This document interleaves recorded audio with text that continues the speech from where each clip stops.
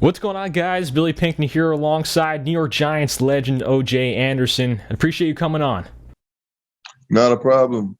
Happy to be a part of your experience, man. Well, two-time Super Bowl champ. This past weekend was the Super Bowl, so does this time of year kind of bring back some of those memories from the great times and success you had? It really does because you're talking about 53 men who are considered the best of the best and trying to see other teams trying to accomplish what we did. And just knowing that we did something that a lot of people wish they could have, sure it does. What were some of your most memorable moments from those Super Bowls? Well, I had the pleasure of playing in two, and I had one where we had the week in between, where we were playing out in Pasadena, the Broncos during that time, and it was exciting. But I didn't have a big role at the time. I had just been traded from St. Louis Cardinals midway in the season, and rode their coattails right on to the Super Bowl, and then Super Bowl 25, I had more of an active role, and we didn't have that week in between. We had played and we stayed in routine. So, and it was good. We had the Gulf War, which was something that a lot of people don't remember, but we had that going on, and it wasn't sure we were going to even play because of what was going on in the country. But what made our Super Bowl so special is the fact that we had the great Whitney Houston sing the national anthem, and no one has done it better. I mean, a lot of people have come close, but no one ever done the way she did it. So, my Super Bowl, our team's Super Bowl, will be forever connected with her, and it's something to be excited about. That's awesome. Yeah, I mean, you just mentioned, too, you played for the Cardinals and then the Giants. What were some of the major differences between the two organizations that you noticed? Right away, both of them are first-class organizations, but I think the Giants do a little bit more than the Cardinals was doing at the time. I just think that when you're winning, you get a lot of good things, a lot of free things when you're winning, and when you're losing, you don't quite get as much. So let's say that the Giants were given more than the Cardinals was back in the day. And you played for a legendary coach in Bill Parcells. What was it that you were able to take away from him, and how was he really able to help get the guys up and ready to go each week? Well, to be a great coach, you got to be a great motivator of men. You got to know what buttons to push on what men you need to do what tasks. And that's what he was good at. He knew exactly how to encourage the players that he need to be big playmakers to do it. And I think that's just the smarts of what a real coach is all about, because you got to be in connection with you got to be connected to your players. If you look at all the coaches who win, you hear the players say all the time, I enjoy playing for him. He's a fun coach. He's a great coach. He's this, he's that. If you look at as many championships Bill Belichick won, one of the main ingredients you got out of there is that you love playing for him. And when you love to play for your coach, you do everything you need to do in order to win. And you speak about motivators. You played with somebody, Lawrence Taylor, who was obviously a great presence in the atmosphere of the locker room and on the field. What did you take away from playing with somebody like him? He had a motor that never stopped. When it came game time, he played to the end. I mean, there you talking about 110, 120%. That's Lawrence Taylor. And when you see that kind of commitment and passion from a player, then you feel you cheated yourself if you didn't put out as much as he did. So you wanted to just be that player that put out as much as he did, so that when the game was over, you all know you had exhausted everything you had, and you have given your chance and your team the best opportunity to win. Do you feel a lot of guys nowadays don't have that mindset that you and Lawrence Taylor had in that time? Well, I think the money make them a lot different than what we were. We weren't paid the kind of money they were paid. We play for the love of the game. We play for each other. These guys play for a paycheck. And I can understand based on how management treat them. And, we can go back and say the same thing, you're as good as your last play. So I get why they have no allegiance with their team. They jump from team to team. But then again, if there's no loyalty there, then why not? But you talk in different areas. You talk about different times. The economy was totally different. Uh, so yeah, they don't play like we play. We play for each other, and you can see the camaraderie. I mean, just look at the relationship we have now. These guys who win Super Bowl, they don't know about going back together. They don't hang out. They don't do the things that it's over with. They got paid and they got a ring, and that's it.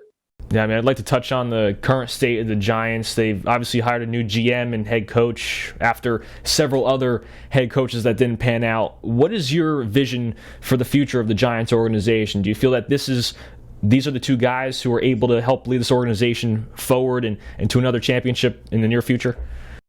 Well, I think we're gonna look like Buffalo Bills. I call ourselves the Buffalo Giants. That's what I call ourselves in fun. In fun.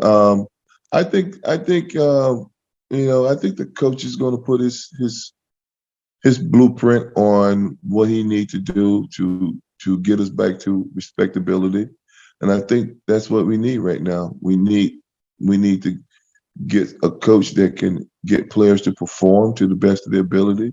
You got to be a coach got to be a coach that can give information to your assistant coaches that can now give it to the players to get them to perform. So it's going to be interesting to see how that whole approach go. But when you got your GM from the same place that you were, that's automatically means you guys are on the same page. So let's see what happens. I mean, being a former running back, Saquon Barkley is obviously a star in the league. Do you think he's a part of this future plan for the Giants? What do you see in him? Well, I think if they want to continue to be successful, I mean, he's only 26, 27 years old. I mean, he had some injury years for him, but every time you're injured, that's less pounding on your body. So that gives you more longevity, but those injuries can heal up. He can be around a good little while, but it's going to be interesting because again, he's been hurt quite a bit, but he's still a good enough player that you need him on your team. Right. I mean, we've seen some rule changes too since you played, and do you think that's for the better or for the worse? The types of rules that the NFL has implemented especially with hard hits and all that type of stuff.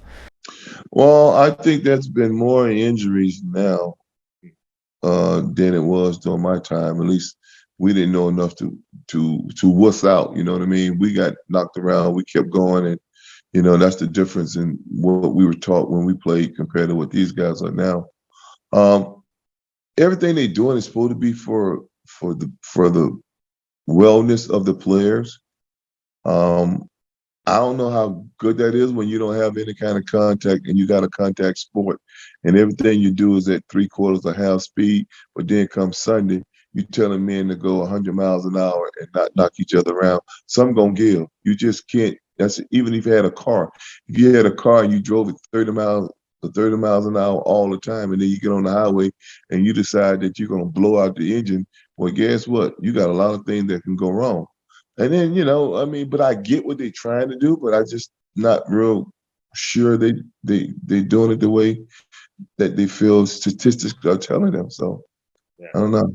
Right. I'd like to get your take on this. There's a lot of younger players out there and parents who aren't sure if they want their kids to play football at a young age, especially with all this info on CTE coming out and brain damage. What are your thoughts on that? Do you think there's a certain age that kids should start playing football? Well, listen, you play soccer. At least they stop the kids from using their head to play soccer. Any sport that requires some sort of contact, then your kid got a chance of getting hurt, knocked around, get hit in the head.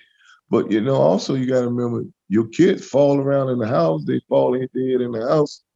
They play rough with each other and they fall. So, I think what they're doing now with this tackle, head up tackling, I think that's making a big difference in it. But let me just say this. That rule that they're talking about not letting the kid play, that's That's middle class America. You know, the poverty stricken neighborhood who have kids who are athletic. Oh, we're going for what we know because that's our way out. So yeah, those families who can afford to say those things, and their kids don't need to play anyway. A lot of those kids are it's a hobby, where with me and other people played the game, it was our way out. It was a way that we were going to better our living condition, and that's what we did. So I don't care what rules they put out there. African American kids gonna go because that's what we got. That's the only way we got out of it. Whether it's basketball, whether it's football, we don't really play that much baseball, but baseball, so yeah, it's what we know. Football, basketball were sports that we saw growing up, that saw men like us playing, and we saw where there were a lot of men like us playing that sport. We don't see that in golf. It's getting better. We didn't see that in baseball. It's getting better. But basketball, football, hockey, soccer, ain't a lot of us out there. But you go to football, you go to basketball, you heard the rule. Basketball, right now, 80% of the NBA is African American. Football, 80% of the NFL is African American. You go to baseball, Latino, probably 70% Latino. You go to hockey, about 90% white American. So we gravitate to the sport that we know we can do. I mean, the last thing I want to ask you is about your charity work and the O.J. Anderson Scholarship Foundation, and I personally benefited from it, received the scholarship in 2020, so thank you for that. If people want to get involved and find out more about what you do, how could they find out? Well, you can go to the O.J. Anderson Scholarship Foundation. There's some information on there about what we try to do. I appreciate talking to you, Will. You had mentioned that you probably be around July 11th when we do our next golf tournament, and you'll be more than happy to stand up and let everybody know what their dollars have done. And we love those kind of stories. You are a prime example of why I continue to try to do what I do. You have taken the tools of education and what your parents and whomever helped you during that growth process, and look at you now. You don't create your own little podcast station, and you're doing very well.